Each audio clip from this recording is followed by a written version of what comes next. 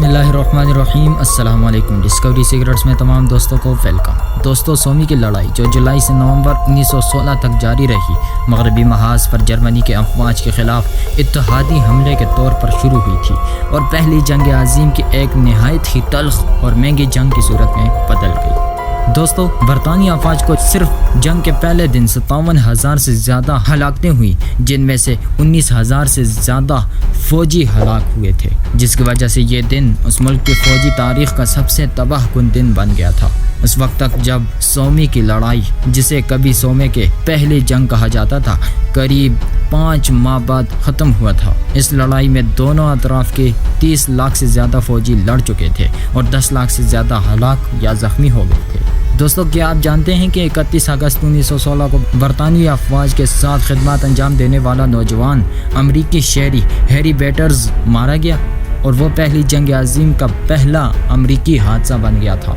दोस्तों, हमले से पहले इत्तेहादियों ने एक हफ्ते तक भारी तोपखाने की बमबारी का आगाज़ किया, जिसमें तकरीबन 1.75 मिलियन गोले इस्तेमाल हुए, जिसका मकसद जर्मनी से दिफा करने वाले खारदार तारों को काटना और दुश्मन के ठिकानों को तबाह करना था।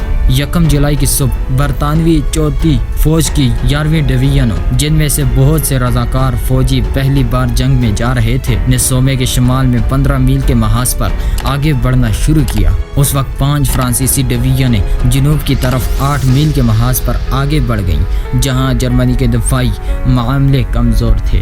दोस्तों, इत्तेहादी रहनुमाओं को एतमाद था कि इस बमबारी से जर्मन दफा को काफ़ी नुकसान पहुंचेगा ताकि उनकी फ़ौज आसानी से आगे बढ़ सके, लेकिन खारदार तारों का इस्तेमाल बहुत सारी जगहों पर बरकरार था और जर्मनी की पोजीशनें, जिनमें से बेशतर गहरी थीं, तवक्का से ज़्यादा मजबूत थीं। इस लाइन के साथ ही जर्मन मशीन गन और राइफल की आग से हमला आवरों ने बरतानी फौज पर हमला करके उनको हलाक कर दिया। उनमें से बहुत से लोगों को किसी के सरजमीन पर नहीं पकड़ा गया था। दोस्तों, इस पहले दिन के अख्तिताम तक तकरीबन 19,240 बरतानवी फौज हलाक और 38,000 से ज़्यादा ज़ख्मी हुई थी और ये जंग जो बरतानिया फ्रांस के लिए लड़ रहा था, बुरी तरह हार गया और ये किसी ब्रिटिश दफा की तारीख में सबसे बुरी नाकामी थी। दोस्तों, दूसरी तरफ बरतानवी और फ्रांसीसी अफवाज ने जुनूब में ज़्यादा कामयाबी हासिल की। जंग के पहले ही दिन होने वाली तबाहकुन नुकसानात के मुकाबले में ये फ़ायदा महदूद था, लेकिन हीग उस जारहियत के साथ दबाव डालने के लिए पुरज़्म था और अगले 2 हफ्तों में अंग्रेज़ों ने जर्मन लाइन पर छोटे छोटे हमलों का सिलसिला शुरू किया, जिससे जर्मनों पर बढ़ता हुआ दबाव पड़ा और वर्डोन से कुछ हथियारों और फौजियों को हटाने पर मजबूर किया गया। दोस्तों, 15 जुलाई की सुबह सवेरे बरतानवी फौज ने एक और तोपखाना बैरज का आगाज किया। इसके बाद उस बार सोमे के शुमाली हिस्से में बाज निटन रिज पर बड़े हमले किए गए। इस हमले से जर्मन हैरत ज़दा हो गए और अंग्रेज लानगेवाल गांव पर काबिज होकर तकरीबन 6,000 गज दुश्मन के इलाके में दाखिल होने में कामयाब हो गए, लेकिन किसी भी छोटी पेशकदमी को भारी जानी नुकसान की कीमत पर पहुंचना पड़ा। जर्मनी ने जुलाई के आखिर तक 1,60,000 फौजी और बरतानवी और फ्रांसीसी 2 लाख से ज़्यादा को खो दिया।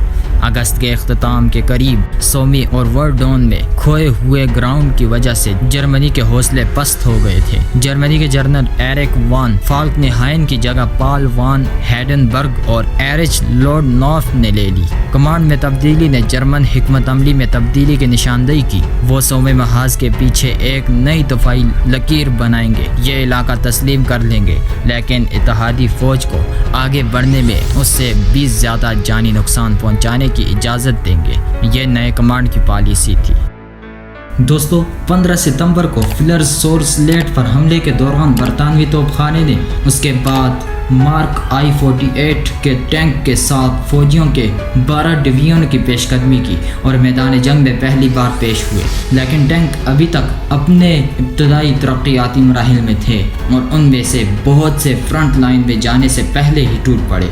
अगरचे अंग्रेज़ 1.5 मील की दूरी तय करने में कामयाब रहे थे, लेकिन उन्होंने तकरीबन 29,000 हलाकतें बर्दाश्त की और एक हकीकी पेशरफ्त से महरूम रहे। दोस्तों, अक्टूबर के आगाज़ के साथ ही ख़राब मौसम ने इत्तेहादियों के एक और हमले का खात्मा कर दिया। फौजियों ने जर्मन तोपखाने और लड़ाका तैयारों के शदीद आग के तहत कीचड़ के इलाकों को अबूर करने की जद्दोजहद की। اتحادیوں نے نومبر کے وسط میں جنگ سے اپنی آخری پیش قدمی کرتے ہوئے دریائے انکر کے وادی میں جرمن عہدوں پر حملہ کیا۔ موسم سرما کے صحیح موسم کی آمد کے ساتھ ہیگ سے بالآخر 18 نومبر کو سومے پر انتشار کی جنگ کو ختم کرتے ہوئے اس کارروائی کو روک دیا، کم از کم اگلے سال تک۔ 141 دن کے دوران انگریز صرف 7 میل کی دوری پر گامزن تھا اور وہ جرمن لائن کو توڑنے میں ناکام رہا تھا۔ کسی بھی چیز سے بڑھ کر سومی کی جنگ اور خاص طور پر اس کے تباہ کن پہلے دن کو اس وحشیانہ اور بظاہر بے ہوش قتل عام کی مثال کے طور پر یاد کیا جائے گا، جو پہلے جنگ عظیم کے دوران خندق جنگ کی خصوصیت رکھتا تھا۔ برطانوی افسران خاص طور پر ہیگ کی تنقید کی جائے گی۔ اس طرح کی تباہ کن نقصانات کے باوجود جارحیت جاری رکھنا، صوبے میں لڑنے والے بہت سے برطانوی فوجیوں نے 1914 اور 1915 میں فوج کی خدمت کے لیے رضاکارانہ طور پر کام کیا تھا اور جنگ میں پہلی بار لڑائی دیکھی تھی۔ بہت سے نام نہاد پالرز بٹالین یا اکائیوں کے ممبر تھے جو ایک ہی برادری کے دوستوں، رشتہ داروں اور پڑوسیوں پر جلمسال میں 1 جولائی کو مشتمل تھے۔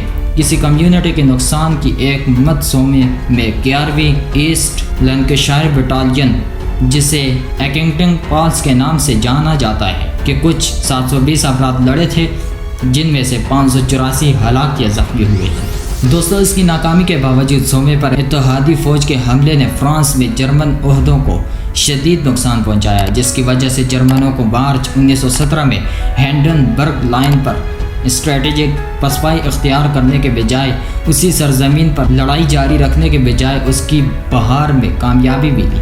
اگرچہ عین مطابق متنازع ہے، لیکن سومے کی لڑائی کے اختتام تک جرمنی کا نقصان برطانیہ سے زیادہ ہو گیا۔ برطانیہ کی طرف سے 4,20,000 کے مقابلہ میں تقریباً 4,50,000 فوجی ہار گئے تھے۔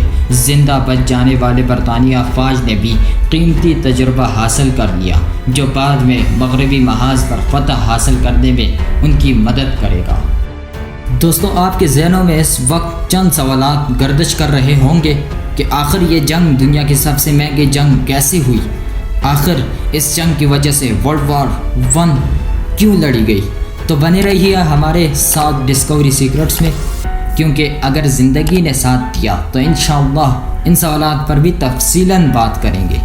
تو دوستو، آج کی ویڈیو بس یہی تک تھی۔ امید ہے کہ آپ کو پسند آئی ہوگی۔ اگر پسند آئی ہو تو لائک کر دیجئے، اپنے دوستوں، رشتہ داروں، فیملی ممبر کے ساتھ اس ویڈیو کو شیئر کیجئے۔ پسند آنے کی صورت میں لائک کا بٹن دبائیے اور اسے واٹس ایپ، فیس بک اور دیگر سوشل میڈیا پلیٹ فارم پر بھی شیئر کیجئے۔ ہماری حوصلہ افزائی کے لیے اس چینل کو سبسکرائب کریں اور بیل آئیکن کو پریس کریں تاکہ ہر لیٹسٹ اور انٹرسٹنگ ویڈیو کی نوٹیفیکیشن سب سے پہلے آپ تک پہنچ جایا کرے۔ تو اسی کے ساتھ اپنے دوست، اپنے ہوسٹ محمد فہیم کو دیجیے اجازت۔ اپنا بہت سارا خیال رکھیے گا، دعاؤں میں یاد رکھیے گا، بہت سارا پیار۔ اللہ حافظ۔